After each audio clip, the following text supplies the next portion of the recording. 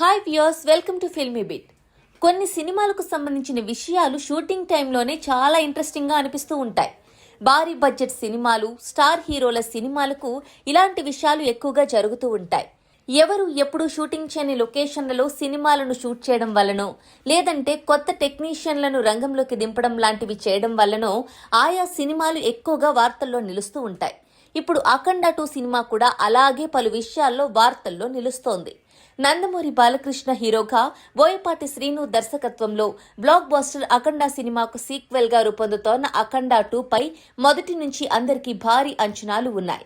అఖండ మూవీతో పలు రికార్డులు బ్రేక్ చేసిన బాలయ్య, బోయపాటి ద్వయం ఇప్పుడు అఖండ 2తో మరిన్ని రికార్డులు సృష్టించాలని చూస్తున్నారు.